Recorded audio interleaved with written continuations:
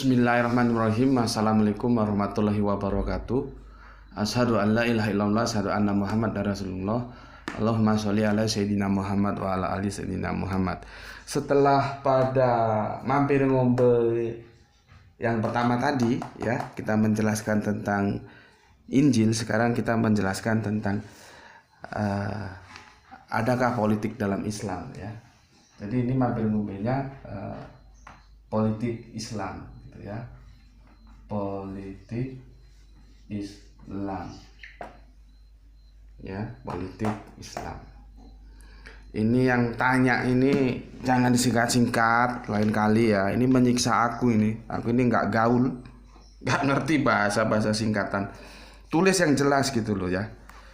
Ini aku lagi baik hati mau jawab. Kalau lagi nggak enak hati malas aku jawab gini. Bacanya aja menyiksa ini. Lain kali tulis yang bagus, yang jelas gitu, supaya aku juga bisa memberikan jawaban yang jelas. Kalau ini aku masih mengira-ngira juga mau kemana maksudnya kalimat ini. Oke, ini oleh Mas MP ya. Kajian Gus itu, nah ini gampang, mungkin gampang ini ya maksudnya. PNG ya. Ulangi lagi. Kajian Gus itu gampang dicerna, menusuk langsung, menusuknya juga singkat. Aduh. Ke kepala. Logik setiap anak kajian Gus. GK itu apa nggak ngerti aku. BGTU, fokus, BHS. Oh, kalau kamu di depanku tak jewer telingamu. Tulisan kok singkat-singkat. Tentang perkara yang goib. MKCDNA SY GMNA jelasinnya yak. Gini aja Gus. Itu GK BGTU fokus ke Isra Mi'raj. Nggak tahu aku bahasanya.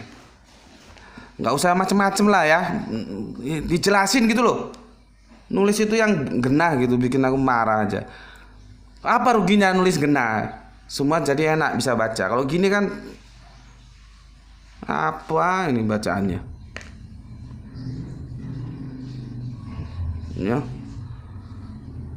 Yang jelasin saya aku baca. Pokok pertanyaan saya, apakah di dalam Islam itu ada politik atau apakah Kanjeng Rasulullah itu, mohon maaf saya pakai bahasa kekinian, apakah Rasulullah itu juga tokoh politisi gitu.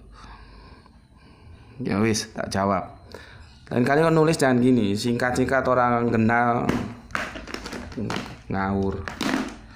Kita berbicara apakah ada politik dalam Islam. Jadi politik dalam Islam itu ada enggak?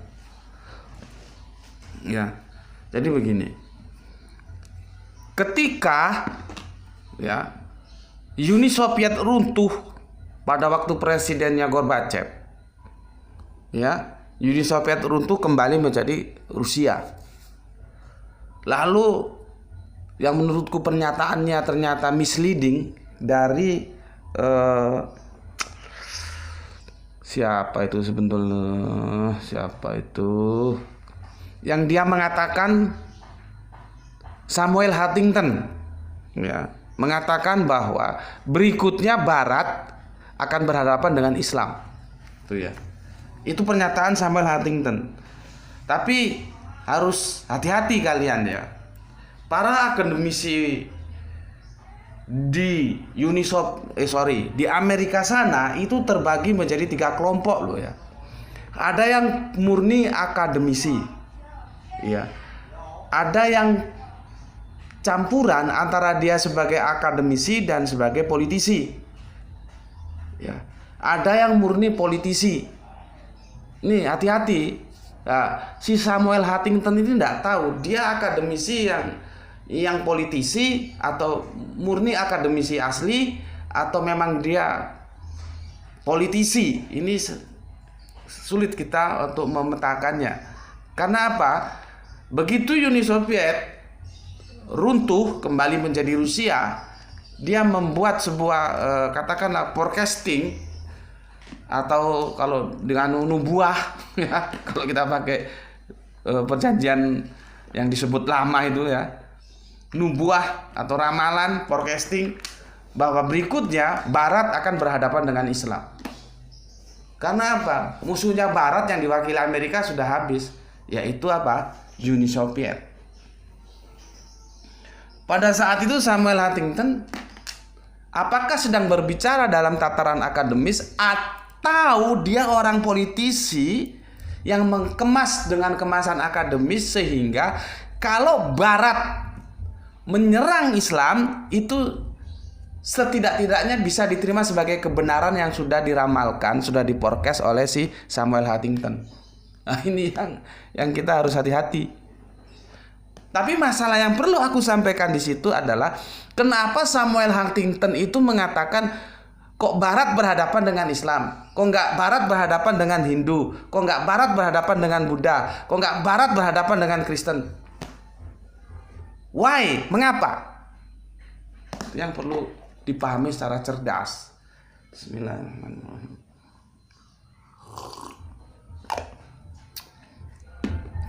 Sebelum ke sana aku jelaskan, tutup deh, jendelanya tutup. Ini tetangganya ada musik rame. Ya. Mau dilarang juga hak-hak dia gimana? Ini ditutup juga ini. Ya. Tutup. Oke, ya, aku lanjutkan. Sebetulnya forecasting yang disampaikan oleh Samuel Huntington itu salah dan memang salah. Karena apa? Dia lupa ada sesuatu kekuatan yang pada waktu itu jin. Nah, jadi Cina itu bisa aku bilang jin. Karena apa? Kekuatannya tersembunyi, nggak terbaca publik sampai Samuel Huntington pun tidak terbaca. Komunis yang ada di Uni Soviet bisa hancur, tapi komunis yang di Cina jangan kamu kira hancur. Dan komunis Cina sama komunis Soviet itu ibarat apa ya? Ibarat kekristenan itu kekristenan Katolik dan Protestan gitulah ya. Yang Katolik itu cenderung konservatif, yang Protestan itu dia moderat gitulah ya. Nah, komunis di Uni Soviet itu dia konservatif, makanya runtuh. Komunis Cina tidak, dia moderat. Dia ke dalam itu komunis, keluar dia demokrasi. Ya. Dan itu yang membuat dia bisa bertahan sampai sekarang dan sekarang menjadi raksasa. Itu di luar perhitungan dari Samuel Huntington. Ya. Dan sampai sekarang bagaimana Laut Cina Selatan itu menjadi masalah. Ya. Tapi kalau kita berani tegas, ya, kita tutup aja dulu Selat Malaka, kita ngomong baik-baik sama Malaysia, kita ngomong baik-baik sama Singapura.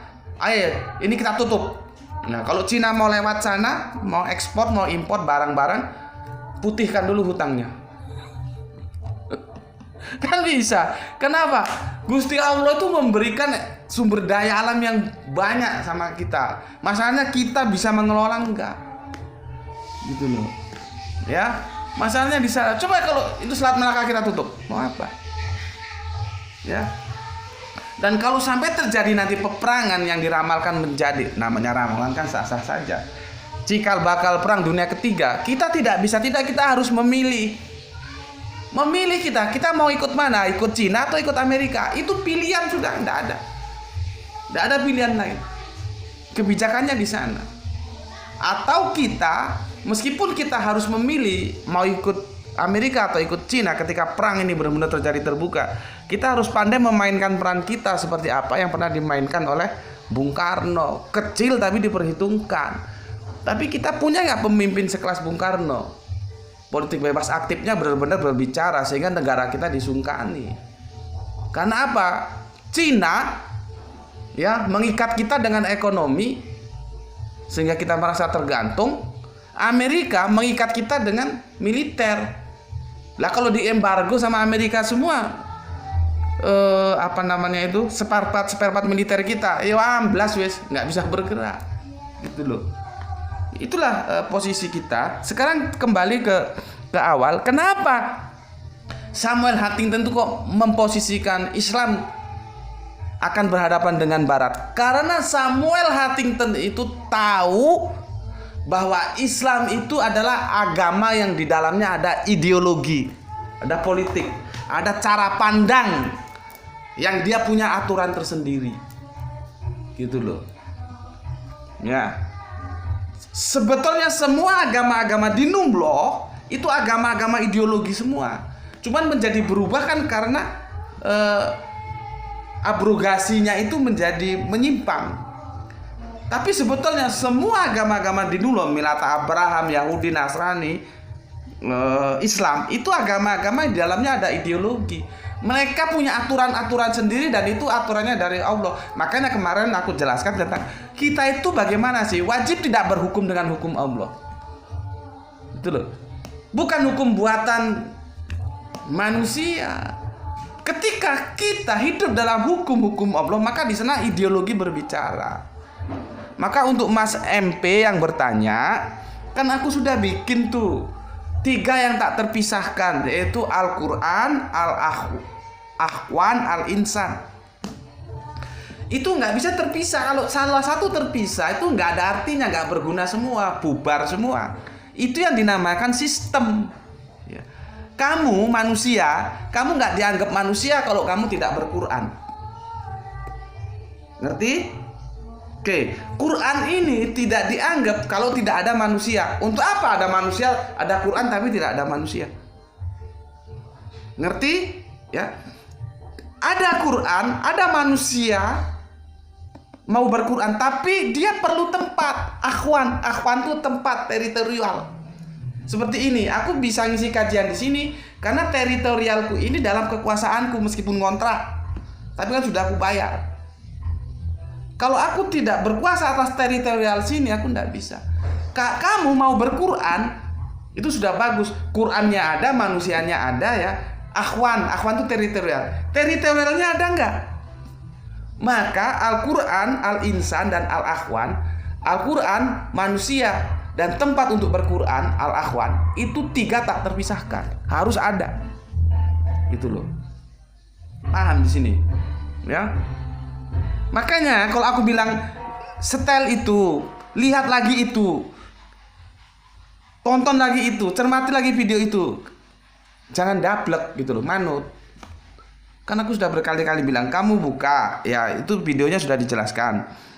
Karena bagaimana aku akan menjelaskan yang lain konsep ideologi dalam Islam, sementara yang itu aja belum dipelajari. Itu viewersnya belum berapa itu, belum ada 2000 itu, ya. Jadi 3 tak terpisahkan, Al-Quran dan Al-Akhwan dan Al-Insan. Itu menunjukkan Islam itu agama ideologi, agama politis. Ya, dan semua agama di dunia politis. Maka itulah Samuel Huntington ya mengatakan setelah komunis runtuh, Barat akan berhadapan dengan Islam. Gitu loh. Karena apa? Samuel Huntington tahu Islam itu punya aturan sendiri. Gitu loh ya. Di sini semoga paham ya. Lebih jelasnya lagi begini, dulu ketika orang-orang Arab itu kan menjadi 2 besar ya, ada Abbasiyah ya, ada Umayyah. Dan sebelum era Kanjeng Nabi itu orang-orang Arab ini sudah apa ya? Saling perang, saling memerangi ya. Makanya kalau kalian baca di surat 3, surat Ali Imran 103 itu ya, itu dibilang begini, saat itu kalian sudah ada di tepi jurang neraka, tetapi dengan Al-Quran lah, tali Allah itu Al-Quran, dengan Al-Quran inilah kalian dijadikan saudara. Saudara yang dibangun atas dasar iman, yang aku jelaskan kemarin. Jadi Kanjeng Nabi Muhammad itu membangun persaudaraan atas dasar iman. Kanjeng Nabi Isa atau Yesus membangun persaudaraan atas dasar iman juga. Makanya Yesus bilang, aku akan datang bukan membawa damai tetapi pedang. Pedang itu maksudnya memisahkan antara yang iman dan yang kafir, antara yang mengikuti ajarannya Kanjeng Nabi Isa sama yang menolak. Gitu loh. Ya. Begitu juga nabi-nabi yang dulu begitu. Ya. Makanya di Al-Qur'an dibilang, orang-orang Arab itu kalau tidak ada Al-Qur'an, kalian itu sama seperti posisinya sudah di tepi jurang neraka. Apa? Perang terus. manusia menjadi serigala bagi manusia lainnya. Maka dengan Islam inilah, dengan tali Allah inilah kalian disatukan menjadi saudara sehingga damai. Maka ciri-ciri dinullah itu salah satunya dia adalah menyatukan, bukan memisahkan. Baru nanti memisahkan dalam tataran akidah antara yang Islam dan yang kafir. Kalau yang dulu antara yang Nasrani dan yang kafir. Kalau yang dulu antara yang Yahudi dan yang kafir. Kalau ini kita bingkai lebih besar lagi antara konsep iman dan kafir. Jadi konsep iman kafir itu sejak dulu ada, sejak Nabi Ibrahim itu ada. Nah, sekarang kita tanya, kenapa Kanjeng Nabi Ibrahim harus pindah dari Babylon sana, harus masuk ke tanah perjanjian yang itu kemudian disebut dengan Palestina atau Israel itu negaranya. Kenapa? Karena di sana akhwannya tidak bisa untuk melakukan, ya dulu belum Quran ya. Akhwan teritorial itu untuk bagaimana Kanjeng Nabi Ibrahim bersama pengikutnya hidup dalam hukum Allah. Nggak bisa tegak di sana. Maka keluar. Begitu juga Kanjeng Nabi Muhammad. Kenapa hijrah dari Mekah ke Madinah? Karena pada saat itu, pada Islam awal, Mekah secara teritorial, secara akhwan tidak dikuasai. Maka kita perlu cari teritorial lain di mana di sana hukum Allah bisa ditegakkan. Paham? Ya. Kalau ini paham, nanti kamu bisa paham bagaimana menjalankan Isra dan Mi'raj itu. Jadi Mi'raj itu bukan naik ke langit ke sana, ketemu para nabi, naik turun, ketemu lagi, naik turun, minta sholat dari 50 menjadi 5 di diskon. Bukan begitu. Makanya ketika memahami diksi-diksi dalam sebuah narasi teologis itu harus paham ini harafiah atau metafora. Mi'rajnya Kanjeng Nabi itu adalah, dengar ini telingamu, ketika Kanjeng Nabi sudah masuk ke Yatsrib dan Kanjeng Nabi proklamasi, mengiklan, iklan itu bahasa Arab, bahasa Arabian ya, iklan. Sekarang masuk menjadi bahasa Indonesia, iklan. Mempublish tentang berdirinya sebuah negara di mana hukum Allah tegak. Maka saat itu Yatsrib berubah nama menjadi Madinah. Madinah. Jadi Madinah itu adalah sebuah tempat di mana hukum Allah bisa ditegakkan. Di mana saja di kolong langit ini, kalau di daerah situ hukum Allah bisa ditegakkan, maka dia disebut Madinah. Jadi Madinah itu bukan nama personal, tapi nama sebutan ketika hukum Allah bisa ditegakkan. Nama personalnya apa? Yatsrib. Paham? Paham nggak di sini? Itu semua berbicara kekuasaan. Ketika Kanjeng Nabi sudah memproklamasikan dan Islam menjadi tinggi, menjadi tegak, itulah Mi'raj. Mi'rajnya itu di sana. Ya. Islam menjadi unggul, menjadi tinggi, menjadi tegak, menjadi dalam sebuah pemerintahan. Dan ciri-ciri pemerintahan yang bagus itu harus dipimpin oleh kepala pemerintahan ya, yang dia bisa memberikan keadilan dan kesejahteraan. Jadi sebetulnya orang itu nggak berebut jadi pemimpin, sebetulnya takut karena nanti dia akan dimintai pertanggungan jawab kalau sudah mampus. Lu bisa memberikan kesejahteraan nggak kepada rakyat lu? Lu bisa nggak memberikan keadilan bagi rakyat lu? Kalau lu jadi pemimpin justru lu bikin susah rakyat lu. Pemimpin apa seperti itu? Gitu loh. Tapi kan ini nggak pada paham, orang berebut jadi pemimpin. Berat jadi pemimpin itu. Dan orang merasa bangga kalau jadi pemimpin. Seseorang jadi pemimpin, dia merasa bangga kalau dia bisa memberikan keadilan dan kesejahteraan kepada rakyat yang dipimpinnya. Selama dua itu terminologinya tidak terpenuhi, jangan ngomong pemimpin.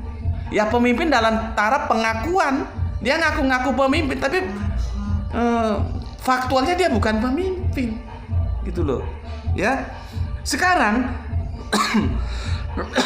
bagaimana konsep tentang ulama dan umaro? Ya, dalam Islam itu tidak terpisahkan. Ulama itu sekaligus dia umaro. Kamarmu ditutup supaya enggak ini tetangga lagi ya mau bagaimana lagi ya.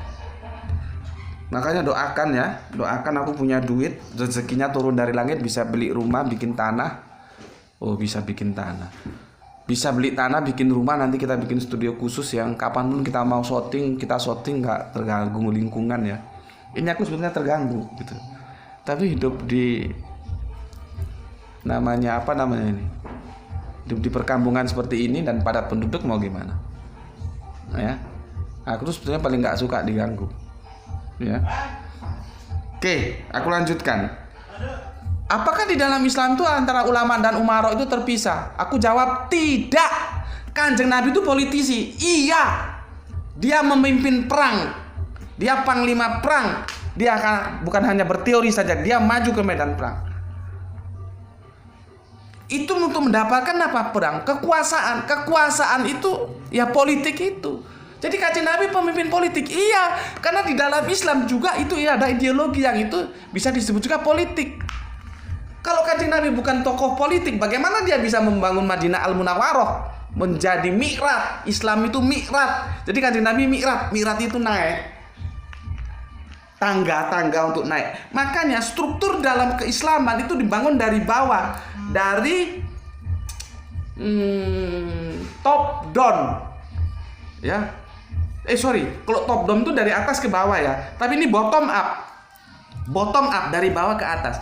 Islam, kalau kita mau niru Islam ya yang diajarkan Kanjeng Nabi, ya, kekuasaan itu dibangun dari bawah ke atas, bukan seperti sekarang. Sekarang lihat partai politik itu bikin dulu di pusat. Kalau di sini mana? Jakarta. Dari pusat baru nanti bikin ke bawah sampai ke ranting, sampai ke cabang, ke tetek bengek. Tingkat pusat, provinsi, kabupaten, kota madia, kecamatan, desa. Itu bukan cara Islam seperti itu. Cara Islam itu membangun kekuasaan itu dari bawah ke atas, bukan dari atas ke bawah. Bukan top down tapi bottom up. Dia mendapat pengakuan dulu, oh dia bisa memberikan kesejahteraan bagi rakyatnya. Tingkat kecil dulu, lebih besar sampai nanti tinggi. Makanya disebut mi'raj. Kanjeng Nabi mi'raj sudah. Dia sudah menegakkan Islam. Jangan kamu bilang mi'raj itu ke awang-awang sana, itu kan heran aku kok ngajimu itu ya apa. Makanya jadi Islam nggak bisa dikembangkan karena sudah terbelenggu oleh dongeng-dongeng seperti itu. Mi'raj itu kita semua bagaimana bisa mengupayakan sistem hidup dalam hukum Allah, ya, itu bisa membawa kita menjadikan Islam itu naik ke atas ke permukaan. Dia adalah sistem hidup yang memayungi segala kehidupan. Dan kita bisa menjelaskan kalau Islam berkuasa, dia akan memberikan kesejahteraan, kedamaian kepada siapapun, walaupun kafir. Karena dalam Islam terpisah. Nanti urusan akidah sendiri-sendiri kita, tapi urusan muamalah ayo kita bareng-bareng. Urusan negara ayo kita atur bareng dengan baiknya. Makanya jangan kaget ketika Tariq Aziz itu Katolik Ortodok tapi diangkat menjadi menteri apa dulu ya? Menteri luar negeri, kalau nggak menteri pertahanan lupa, menteri luar negeri oleh seorang yang Islam yang bernama almarhum Saddam Hussein, semoga Allah merahmatinya. Itu loh. Itu sebagai contoh bahwa Islam itu nggak mau menangi dewe, enggak. Cuman ketika dia mau ditegakkan itu harus didukung oleh kekuatan. Kekuatan itu politik. Ya. Seorang tokoh tidak terpisah antara ulama dan umaro. Kalau sekarang kan dipisah, enggak. Kanjeng Nabi itu ya ulama, Kanjeng Nabi itu ya umaro. Dia paham agama, dia paham kepemimpinan bagaimana memimpin rakyat. Kalau sekarang kan enggak, ulama dan umaro. Itu ceritanya kan ketika jadi begini ya. Sebelum Kanjeng Nabi menjadi nabi, itu orang Arab itu sudah suka perang. Dan kalau mereka kita bagi dalam dua klan ya, Abbasiyah dan Umayyah. Baru ketika Islam datang lewat Kanjeng Nabi itu seperti surat yang aku kutip tadi ya, Ali Imran 103, mereka disatukan, damai sudah. Tapi ketika Kanjeng Nabi sudah mangkat dan itu diteruskan oleh khalifah sampai khalifah terakhir yaitu Sayyidina Ali, bibit pertarungan di antara Umayyah dan Abbasiyah itu terjadi lagi. Maka berikutnya ketika Umayyah, ingatku, Umayyah berkuasa, pemerintahan itu tidak berpusat di Madinah lagi, dibawa ke Damaskus, ke Syria. Tentunya ini ceritanya aku potong aja ya, tapi ini panjang, lewat peperangan juga, nanti ada perang juga. Ya. Dan kemudian sahabat Ali berpindah ke Irak karena di sana banyak pendukungnya. Ya. Nah, di Damaskus inilah oleh Bani Umayyah inilah dipisahkan menjadi ulama ngurusi agama saja, umaro ngurusi negara saja. Sebetulnya tidak begitu, ya. Islam tidak begitu. Ulama dan umaro itu jadi satu. Seseorang itu ketika dia harus bisa menjadi ulama, bisa menjadi umaro. Tidak terpisah. Sekarang kan terpisah sejak kapan? Ya sejak pemerintahan Islam itu dipindah oleh Umayyah ke Damaskus itu. Sekarang ditiru oleh Indonesia, ya. Itu menjadi MUI itu loh. MUI itu ngurusi agama. Nanti pemerintah ngurusi pemerintah. Sebetulnya tidak begitu. Harus menyatu, satu padu, ulama dan umaro. Makanya kalau dia tidak punya kapasitas sebagai ulama, dia tidak punya kapasitas sebagai umaro, malu ngajukan diri jadi pemimpin. Tapi kan ketika malu sudah hilang, semua bisa dilakukan. Ya. Makanya disebut malu itu sebagian dari iman. Ketika orang sudah tidak punya malu, iman sudah nggak ada, karena semua bisa dilakukan. Orang jadi pemimpin itu mawas diri. Lu mimpin diri lu aja kagak becus, mau mimpin orang satu negara. Itu loh. Ya. Nah, sekarang kembali, apakah Arab Saudi itu bisa disebut pemerintahan Islam? Nggak bisa. Karena Islam itu tidak mewariskan kekuasaan berdasarkan genetika keturunan, tidak. Tapi berdasarkan akidah. Kepemimpinan siapa yang itu layak untuk memimpin.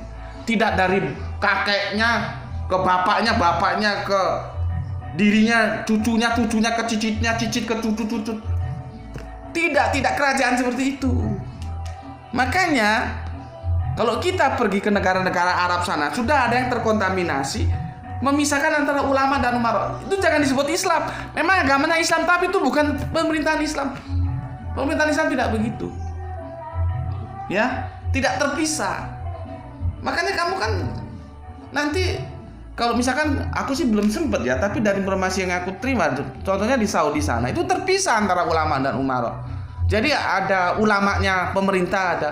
Makanya di kelompok Islam yang datangnya dari sana itu nggak pernah demo, nggak pernah mengkritik pemerintahan.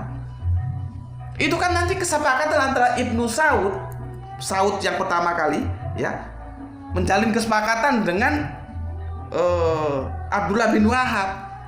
Akhirnya terjadi kesepakatan, Abdullah bin Wahab, kamu ngurus agama, Ibnu Saud ngurus negara. Akhirnya terjadilah Arab Saudi itu, dan ini di backup oleh Inggris. Gitu loh. Terpisah. Kalau Islam enggak terpisah. Jadi satu, ya. Jelas itu ya. Tadi ini makanya kalau kamu tanya itu jangan disingkat-singkat, bikin aku marah aja. Tanya yang jelas. Jangan nulis disingkat-singkat, bikin orang baca sulit. Aku jawab sesuai yang aku mampu baca aja lah. Itu maksudnya apa pertanyaanmu itu ya. Jangan disingkat-singkat, tulis yang jelas, yang lengkap gitu. Seperti yang tadi yang tertanya tentang Injil kan tulisannya lengkap, jadi aku gampang ngerti gitu. Oke, sekarang kita ambil contoh. Tapi begini, harus dipahami ya. Kanjeng Nabi itu tidak mewariskan kepada kita format pemerintahan harus begini, tidak. Yang diwariskan oleh Kanjeng Nabi adalah substansi dari sebuah pemerintahan. Apa? Keadilan, kesejahteraan itu. Jadi kalau aku diajak teman-teman diskusi yang tentang khilafah, tentang ini, tentang itu, ayo kita diskusi. Tapi kita harus sepakat. Sistem pemerintahan dalam Islam itu tidak qot'i loh, tapi dia ijtihadi. Kalau ini tidak dipahami dulu, bubar, satu ngalor satu ngidul. Pahami dulu bahwa sistem pemerintahan di dalam Islam itu ijtihadi, tidak qot'i. Tapi substansinya qot'i apa? Pemerintahan itu dibentuk untuk memberikan kesejahteraan dan keadilan terhadap manusia-manusia yang dibawa kekuasaannya. Itu nggak bisa ditawar. Ya. Makanya sistem pemilihan bagaimana sahabat Abu Bakar naik, sahabat Utsman, Abu Bakar, Umar naik, sahabat Utsman naik, sahabat Ali naik, itu kan mekanismenya beda-beda.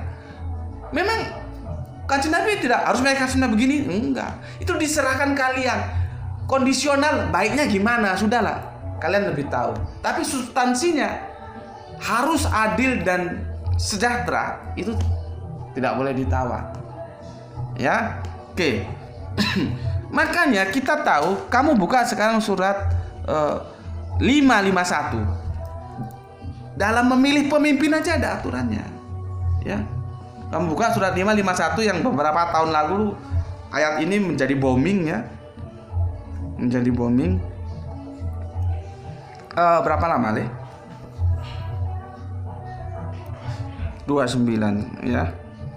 551 ya. 51 ya. Wahai orang-orang yang beriman, janganlah kamu menjadikan orang Yahudi dan Nasrani sebagai pemimpinmu. Ini aulia ini artinya banyak loh ya. Bisa pemimpin, bisa sahabat, bisa orang dekat gitu ya. Makanya aku lebih senang sebetulnya aulia saja sudah. Aulia itu tasrifnya dari wali. Jadi jangan ngomong, oh nggak ada kata wali di situ. Iya, kon goblok. Nggak tahu bahwa aulia itu berasal dari wali. Gitu loh ya. Sama teman-teman Kristen yang nggak tahu tasrif ngomong, mana ada kata tauhid dalam Al-Quran. Lah kamu tolol nggak belajar bahasa Al-Quran. Coba kamu belajar tasrif kamu. Dari mana sebetulnya tauhid itu? Dia bukan lepas begitu saja, dia itu dari ahad. Ya, sama ini aulia, sudahlah. Sebetulnya lebih enak ditulis aulia saja, nggak usah di breakdown, sehingga yang penting kita sudah ngerti gitu loh. Kok di sini dia pemimpin ya. Maksudku begini, kalau ada nanti terjemahan yang menerjemahkan bahwa wahai orang-orang beriman, janganlah kamu menjadikan orang-orang Yahudi dan Nasrani sebagai teman akrabmu, itu ya benar juga. Tapi itu karena aulia itu bisa juga diterjemahkan sebagai teman akrab. Tapi jangan lupa, dia juga bisa diterjemahkan pemimpin. Inilah yang dimaksud ayat-ayat mutasabihat. Bukan ayat-ayat yang remeng-remeng. Mutasabihat itu polisemi, banyak makna. Mana-mana yang mau kita ambil. Ya sudah, diambil aja, nggak usah diterjemahkan aulia gitu loh ya. Ya. Mutasabihat itu kan sudah kita bahas. Aku kadang-kadang keliru ngomong mutasabihat atau mustabihat ya, keliru. Karena itu nanti berbeda dengan hadis, hampir sama diksinya.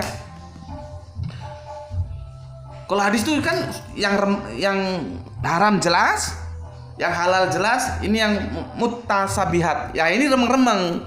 Tapi kalau ditulis dalam edisi Arabia itu beda. Tapi kalau diucapkan hampir sama. Itu yang remeng-remeng. Yang dalam Al-Quran mutasabihat itu bukan remeng-remeng. Bagaimana orang mau jadi panduan hidup kok remeng-remeng gitu. Ya. Oke. Di ayat 551 kita tahu ya. Kenapa sih kita tidak boleh memilih orang Yahudi dan orang Nasrani menjadi pemimpin kita? Karena masing-masing itu ada pemimpinnya. Ya. Kita buka di surat 5:12 sebagai contoh aja ya. 5:12. Jadi gini loh. Kerbau itu pemimpinnya ya kerbau. Nggak mungkin kerbau itu pemimpinnya singa, itu nggak mungkin. Singa ya pemimpinnya singa. Jadi nggak perlu ada ketersinggungan. Kalau orang Islam ya mencari pemimpin orang Islam. Orang Yahudi ya cari pemimpin orang Yahudi. Orang Nasrani cari pemimpin ya Nasrani. Gitu loh. Jadi nggak perlu ada ketersinggungan di sini. Logika juga berbicara begitu. Tidak mungkin ya kambing itu akan mencari pemimpin serigala. Nggak mungkin ya. Oke, contohnya begini, kita lihat 5:12 ya.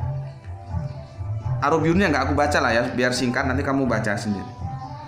Dan sungguh Allah telah mengambil perjanjian dari Bani Israel. Kami telah mengangkat 12 orang pemimpin di antara mereka. Di antara mereka siapa? Israel. Jadi orang Israel itu dipimpin oleh orang Israel yang notabene Yahudi. Orang Yahudi itu dipimpin oleh orang Yahudi. Gitu loh. Ya. Oke. Jadi 12 dipilih ya. Dan Allah berfirman, aku bersamamu. Sesungguh jika kamu melaksanakan sholat dan menunaikan zakat serta beriman kepada Rasul-Rasulku dan kamu bantu mereka dan kamu pinjamkan kepada Allah pinjaman yang baik, pasti akan aku hapus kesalahanmu dan pasti aku akan masukkan ke dalam surga yang mengalir di bawahnya sungai-sungai. Tetapi barang siapa kafir di antara kamu setelah itu, maka sesungguhnya dia telah tersesat dari jalan yang lurus. Tapi intinya yang perlu aku nukil dari ayat ini tadi, Israel itu pemimpinnya ya Israel, Yahudi itu pemimpinnya ya Yahudi. Gitu loh. Jadi jangan terlalu peka, jangan terlalu sensitif terhadap surat Al-Maidah 51. Kenapa orang Islam tidak boleh memilih pemimpin Yahudi atau Nasrani? Ya memang tidak boleh, aturannya begitu. Ini politik. Iya. Ambil air putih. Bismillah. Yang panas ya, dari termos. Ya. Makanya di surat 5:12, pemimpin Israel itu diambil dari orang Israel, nggak mungkin dari luar Israel. Sekarang kita lihat surat 3 yang 28. 3 ya. Yang 28. Janganlah orang-orang beriman menjadikan orang kafir sebagai pemimpin.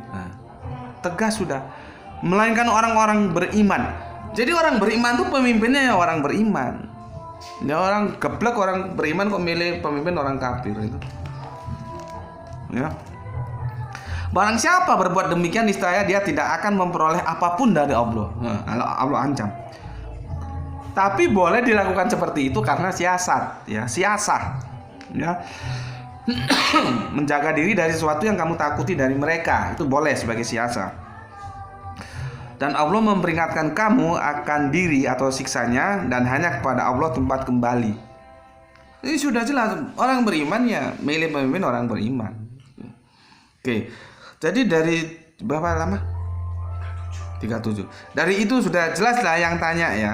Dalam Islam itu agama ideologi ya, ada politik gitu. Dan semua agama di dunia itu begitu. Ya. Pertanyaannya kenapa sih ke orang Islam harus dipimpin orang Islam? Karena yang tahu urusannya orang Islam itu ya orang Islam.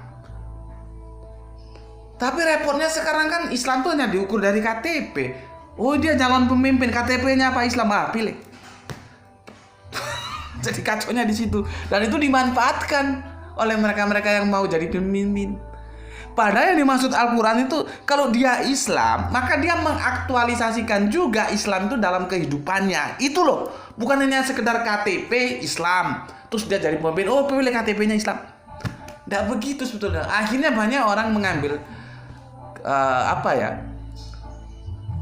Islam itu hanya sebatas administrasi. Tidak. Islam itu tidak sebatas administrasi, dia juga harus menjadi aktualisasi. Bukan administrasi kehidupan.